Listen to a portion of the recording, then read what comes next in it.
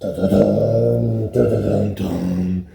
C'est moi. Bonjour, je vous retrouve aujourd'hui pour vous parler d'un film actuellement dans nos chères salles de cinéma, The Mandalorian et Grogu, un film Star Wars, alors certes un film non numéroté, et en général les épisodes numérotés de la saga sont les épisodes les plus attendus par le grand public et par les fans, par la communauté Star Wars et cinéphile ou ciné-fan, et bien au sens large.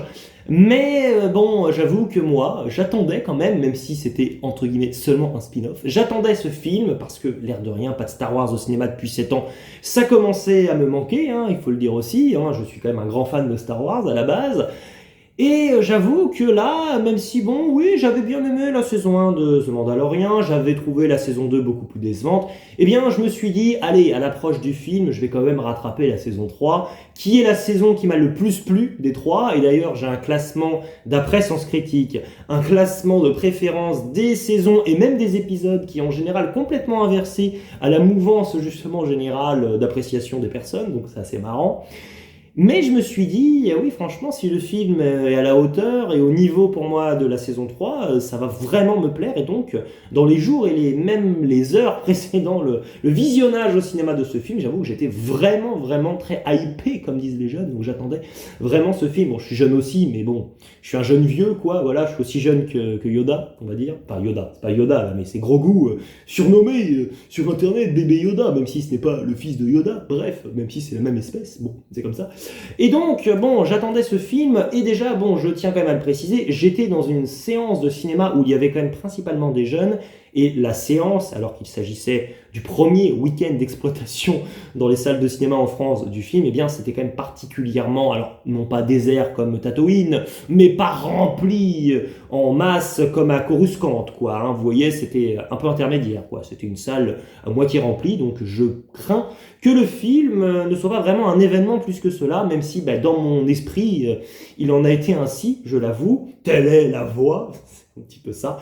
Et donc, là, je vous fais une petite référence à la série, mais je tiens à vous préciser d'emblée, si vous n'avez pas vu la série, ça ne pose aucun problème, vraiment. Ça, pour moi, c'est une vraie qualité de ce film, avant d'entrer plus dans les détails, donner le synopsis et aussi mon avis sur le film, sur ses différents aspects, eh bien, quand même, pour moi, grande qualité, c'est que même si vous ne savez absolument rien de la série, ça ne va pas vous empêcher de profiter. C'est toujours mieux d'avoir vu la série, parce qu'il y a une attache émotionnelle, évidemment, avec les différents personnages, et on peut parler un peu plus d'affect dans les moments forts du film, si on a tout ce passif avec les personnages. Mais si ce n'est pas le cas, ça ne vous empêchera pas de comprendre. On n'est pas là à vous demander de faire vos devoirs en ayant vu telle ou telle série ou même, bon, c'est ça, le spin-off du spin-off et faire vos devoirs au point qu'il faut avoir lu le comics à la page 3, alinéa 8, vous voyez l'idée. Là, vraiment, c'est complètement simplifié, même j'ai envie de dire,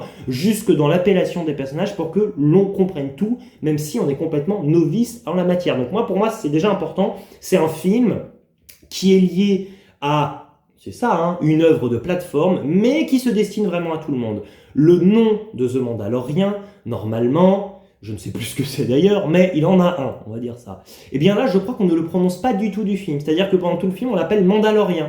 Ou ses alliés, par exemple, souvent vont l'appeler Mando. Voilà, surnom affectueux. C'est un peu comme si moi, on m'appelait non pas Dimitri, mais Terrien. Ça paraîtrait un peu bizarre, mais en même temps, ici, je trouve que c'est donc très didactique et ça permet vraiment à tout le monde de se sentir inclus dans la compréhension du film. Donc ça, c'est important.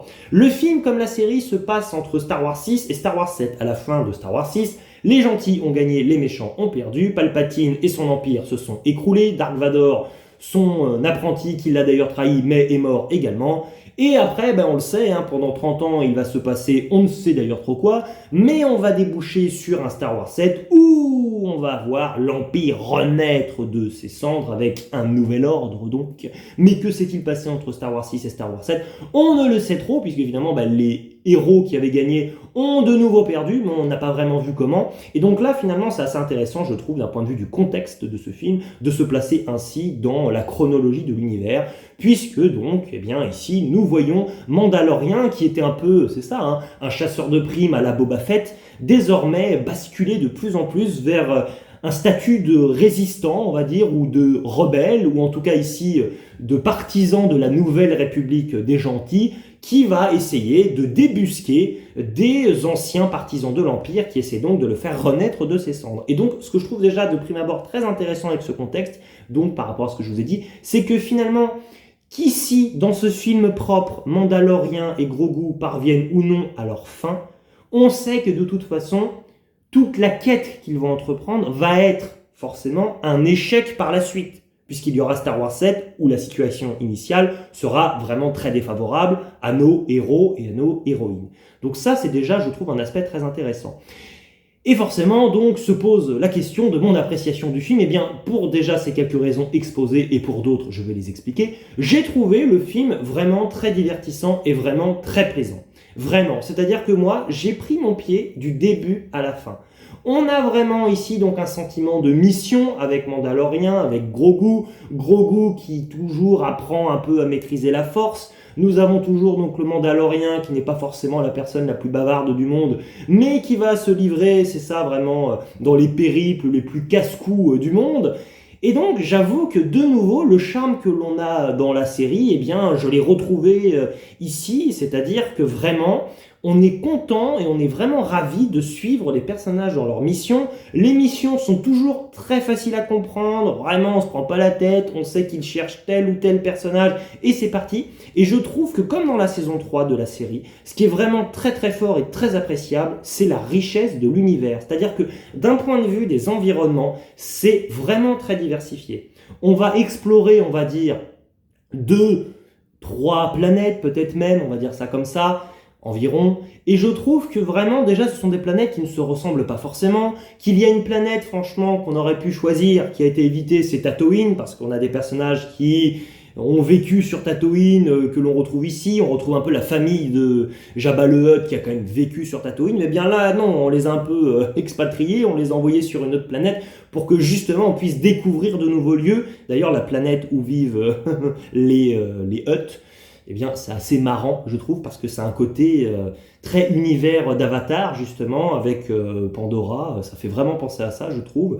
Et en plus joli, à mon sens, là, je vais pas me faire des amis, mais je trouve que c'est tellement plus riche et tellement plus beau à voir que, bon, voilà, mais bon, parce que j'aime pas Avatar non plus, c'est un peu ça. Mais donc, voilà, donc on a une vraie richesse là-dessus, et puis on a aussi une véritable richesse également dans tout l'arsenal que vont utiliser les héros, comme les méchants, c'est un peu ça. C'est-à-dire que je trouve qu'on a non seulement des environnements très variés et très riches, avec, c'est ça, des endroits qui sont un peu plus forestiers, après ça va être des endroits qui paraissent un peu plus rocailleux, et puis après c'est carrément un peu plus marécageux, et puis au début on est un peu dans une ambiance un peu plus d'hiver, qui nous rappellera même un peu, c'est ça, hein, les planètes désertiques qu'on a pu retrouver notamment dans l'Empire contre-attaque.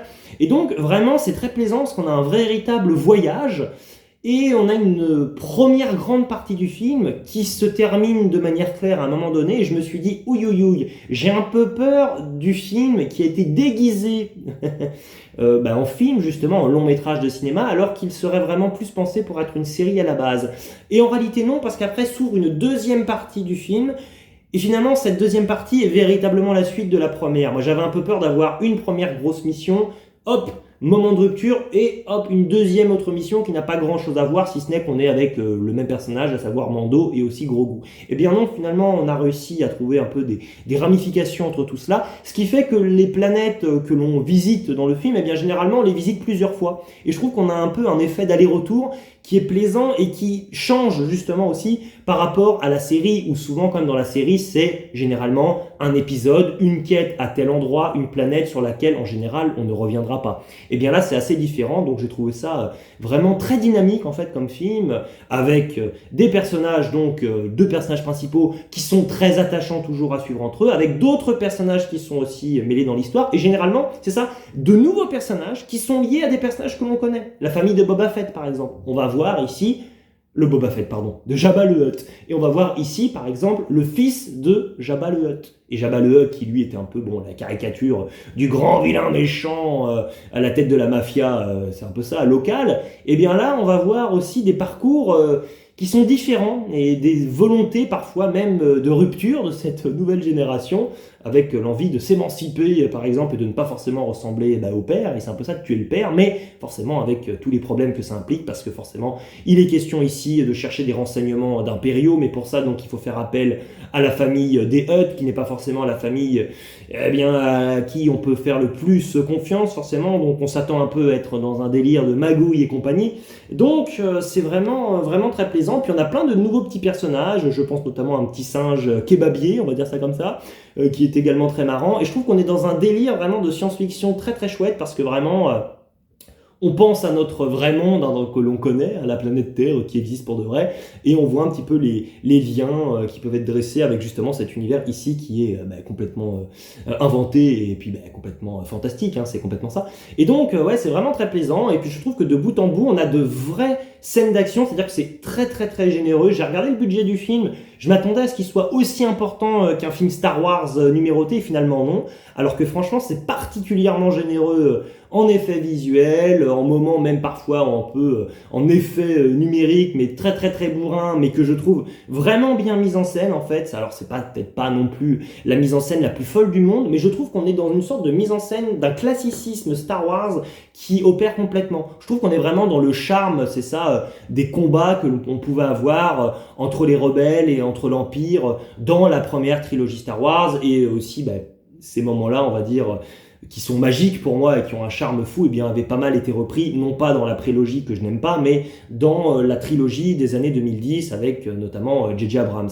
Donc je trouve que c'est vraiment d'un point de vue visuel super intéressant, d'un point de vue de l'univers donc également, et je vais même tout à l'heure ouvrir une petite partie spoiler, parce que je trouve que c'est un film qui s'est quand même dit à un moment donné, certes on est dans un film au cinéma, mais à un moment, on se met à prendre notre temps, le rythme ralentit complètement, et là je me suis dit c'est comme si on était dans une série où l'espace d'un épisode de 40 minutes, ça sera un épisode où il n'y a pas trop de bagarre, il se passe pas forcément grand chose d'un point de vue de l'avancée de l'histoire, c'est pas que ça vivote, mais il se passe un événement et on prend le temps de le vivre avec nos personnages, et bien paf, dans une série ça peut arriver parce qu'on a plus de temps, et bien là le film n'a pas peur non plus de le faire, alors qu'il dure un peu plus de 2 heures, mais il n'a pas peur à un moment donné de vraiment prendre son temps. Et ça va peut-être décontenancer beaucoup de personnes, et moi j'ai trouvé que c'est un vrai parti de pris fort scénaristique, et ouais, qui m'a vraiment enchanté, je dois bien le dire. Avec aussi, avant d'ouvrir cette partie spoiler, je trouve aussi quand même de véritables touches d'humour avec Grogu, c'est-à-dire que c'est toujours bien dosé en fait, c'est jamais trop. C'est-à-dire que des fois on pourrait se dire oh là là, qu'est-ce que c'est casse-pied, Grogu on a compris, c'est l'idée d'un bébé qui casse les pieds à tout le monde et c'est pénible. Et bien là non, c'est vraiment avec parcimonie. C'est un enfant, bébé, qui comprend pas forcément grand chose à ce qui se passe, mais qui veut quand même bien faire, mais qui fait souvent un peu mal les choses, même si des fois il peut un peu sauver la mise. Et donc on a des moments, c'est ça, qui vont être assez rigolos, et donc ça c'est quand même un point également important, j'ai envie de dire. Et je mets aussi en avant pour moi la musique du film, parce que je trouve que la musique ici, mais elle est vraiment magnifique. C'est le compositeur de la série. Je trouve déjà que son thème principal de la série, que l'on retrouvait dans le générique de fin et qui ici est dans le générique de début, donc déjà je trouve que la boucle est bouclée, c'est très chouette, c'était déjà très bien, c'était déjà très marquant, moi j'avais vraiment la musique en tête. Et bien là je trouve qu'on a déjà repris toute cette musique que l'on connaît déjà, on a aussi, donc c'est ça, une nouvelle ambiance musicale qui est apportée, et pour moi c'est vraiment complètement digne d'un Star Wars, oui c'est ça, qui aurait pu être composé par John Williams. Alors il apporte sa patte, il ne fait pas une sorte de réchauffé un peu bizarre et pas très inspiré de John Williams, c'est vraiment sa partition à lui, à ce compositeur dont j'ai oublié le nom, mais vraiment ça te met dans une ambiance vraiment appréciable, et je trouve qu'il y a même des moments un peu limite, on irait presque vers de la musique un peu plus électrique et qui contribue un peu à toute la bizarrerie ambiante de cet univers où finalement on connaît les personnages mais on connaît pas trop les planètes que l'on va découvrir. Et donc ouais, vraiment gros coup de chapeau à la musique qui pour moi est quand même une partie importante dans Star Wars, on peut difficilement dissocier Star Wars de sa musique. Et bien là pour moi félicitations.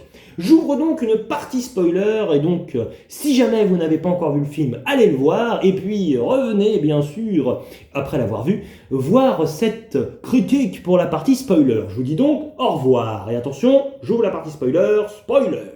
Alors spoiler, vraiment déjà, moi j'avoue que j'ai beaucoup apprécié l'idée que le personnage de Mandalorian et Grogu vont sur une planète pour sauver donc le fils de Jabba le Hutt. En réalité, il arrive là-bas et il se rend compte qu'il n'est pas vraiment autant prisonnier qu'il en a l'air, même si finalement il l'est quand même. Donc ça c'est intéressant. Et donc, bon, on va avoir donc le personnage donc de Jabba le Hutt, avec qui il va y avoir pas mal de discussions qui sont quand même pour moi assez intéressantes. Et c'est assez marrant, c'est que en réalité, pourquoi cette opération est menée par Mando et Grogu, c'est que tout simplement en rendant service aux Hutt et en leur ramenant le fils de Jabba, eh bien les Hutt lui donneront l'information, à savoir, eh bien comme information, c'est quoi? C'est tout simplement, voilà, il y a tel impérialiste qui se trouve ici, tu peux aller le chercher maintenant. Donc en gros, ils sont censés rendre service en échange de ce service rendu. Mais ce qui est assez marrant, c'est que l'impérialiste en réalité que Mando y cherche, eh bien il va quand même le trouver sur la quête de retrouver le fils de Jabba. Donc ça, j'ai trouvé ça assez astucieux et malin. J'avoue, d'un point de vue scénaristique, ça m'a... Je me suis dit, tiens, hop, petit moment comme ça de brio scénaristique qui fait plaisir, des moments surprenants comme ça. On n'aurait pas pu s'y attendre. C'est peut-être pas forcément hyper crédible d'un point de vue de la cohérence de tout ça, mais j'ai trouvé l'idée quand même sympa. Et puis après, à la fin du film, eh bien c'est ça, hein, les méchants en fait du film, ce sont les Hutt, et on a donc Grogu et Mandalorian qui vont essayer de s'en prendre à eux. Et on a la rébellion, hein, c'est un peu ça, menée par Sigourney Weaver, qui vient les aider et qui vont littéralement zigouiller les Hutt. Et là, je me suis dit, waouh! Alors ok, les Hutt, il y a vraiment que Mando qui s'en méfiait parce que ses copains finalement de la Résistance ou rebelles ou de la Nouvelle République, comme vous voulez, finalement ils s'en méfiaient pas spécialement. Mais à la fin, tu sens que voilà, comme ils ont essayé de faire du mal à Mando, tous les gentils attaquent les méchants et je me suis dit, waouh, c'est vachement radical quand même comme intervention. Et on comprend une fois que les gentils ont gagné que oui, ça y est, tout le monde a compris et tous les gentils ont compris que les Hutt, bien maintenant, ils pourraient plus vraiment leur donner de renseignements, qu'ils étaient plus fiables parce que ça reste quand même des mafieux et que donc finalement, même s'ils sont pas forcément impérialistes, mais ils sont pas forcément gentils non plus quoi. Au point d'ailleurs de pouvoir aider même pour des intérêts quels qu'ils soient les gentils. Donc bon, ça c'est un moment assez intéressant et je trouve ça marrant qu'ils aient choisi d'expliquer cela après finalement cette attaque finale où je me suis dit quand même waouh, la Nouvelle République ils se salissent les mains quand même, hein, ça y va, donc c'est assez intéressant. Et autre moment précédemment que j'ai vraiment apprécié, c'est que donc on a donc le Mandalorien qui se fait mordre par l'une des moultes créatures vraiment très bien réussies visuellement qui sont un peu à la solde de la famille des Hutt. Et donc Mandalorien se fait donc mordre par un dragon. Et il se retrouve après dans la forêt complètement livré à lui-même et en train de mourir.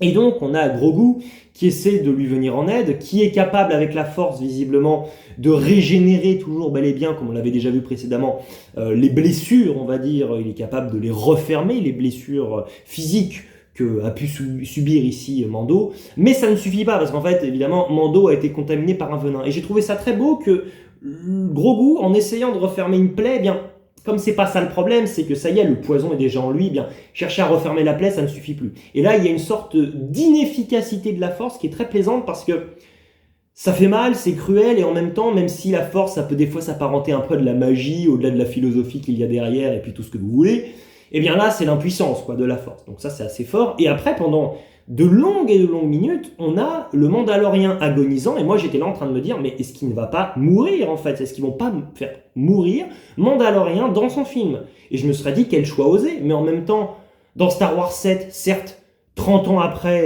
Star Wars 6, Mandalorien, comme Grogu d'ailleurs, mais il en est plus question, on sait pas ce qu'ils sont devenus, ils sont peut-être morts. Et là je me suis dit, est-ce que c'est pas le moment où il va mourir? J'avais pas forcément connaissance à ce moment-là de s'il y aurait d'ailleurs une saison 4 de Mandalorien qui se passerait après le film. Donc vraiment, le film prenant de plus en plus son temps, je me suis dit, mais ils vont finir par me faire croire qu'ils vont peut-être le tuer. Alors finalement, ils ne le tuent pas, mais on a Grogu qui va essayer, ça y est, lui livré à lui-même, il évolue, hein, ça y est, il est plus forcément le bébé qu'on traîne un peu partout, il est un peu obligé de se débrouiller tout seul comme un grand, même s'il rencontre des alliés de circonstance, un pêcheur notamment autochtone, quoi, qui va lui donner le remède, mais il se débrouille et puis il essaie en fait de prendre soin de son père, et je trouve que c'est assez fort, c'est-à-dire que là on a le fils qui tout à coup, les rapports sont inversés en fait, c'est-à-dire qu'avant c'était le père qui s'occupait du fils, mais maintenant c'est le fils qui s'occupe du père, et je trouve qu'il y a une vraie beauté là-dedans.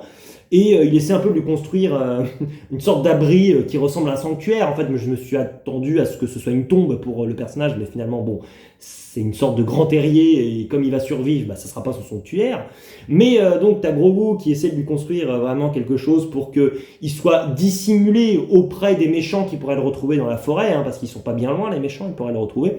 Et d'ailleurs, moment d'humour, parce qu'en fait il a construit une cachette qui est beaucoup trop petite pour Mandalorian, et c'est assez marrant parce que quand il essaie avec la force de pousser Mandalorian, hop, dans le terrier, bah, ça fait du bruit évidemment, ce qui peut pas rentrer complètement, et avec son casque, et ben ça résonne dans le terrier, et puis ça fait un peu, oui c'est ça, le gag d'une personne qui se prend une cloche sur la tête, quoi. Enfin, il y a un côté un peu ridicule à ce moment-là. Alors pourtant c'est marrant parce que l'aspect émotionnel, moi je continuais d'être vraiment pris dedans, en train de me dire ah là là c'est quand même vraiment triste ce qui se passe, et en même temps ils ont réussi avec cette tentative comique à me faire vraiment rire et à faire rire la salle à ce moment-là. C'est le gag qui a fait le plus rire les gens dans la salle de cinéma, parce que je trouve que c'est le gag qui est le plus osé en fait à ce moment-là, dans une situation qui est quand même dramatique, mais malgré tout, il y a un peu d'humour, mais bon, c'est quand même de l'humour noir au final.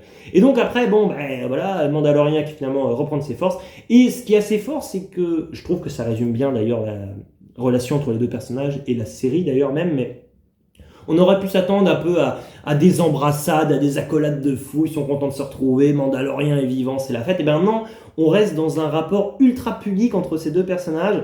Et je trouve que ce rapport pudique, eh bien, ouais, je sais pas, il entretient vraiment je sais pas, une idée de duo très marquant, et ça m'a vraiment plu. Alors, quand bien même, peut-être qu'il y a des longueurs dans le film, notamment peut-être que la fin du film, c'est peut-être un peu trop bourrin à mon goût, et peut-être un peu trop long, mais malgré tout, je ne peux pas bouder mon plaisir. Je referme cette partie spoiler, et il ne me reste plus qu'à vous demander dans les commentaires votre avis sur ce film. N'hésitez pas à me le livrer, je n'ai pas du tout encore écouté spécialement les avis des uns et des autres. Si ça se trouve, j'ai un avis qui est beaucoup plus positif que la moyenne, eh bien, écoutez, je ne vais pas bouder mon plaisir, j'ai passé un vrai bon moment.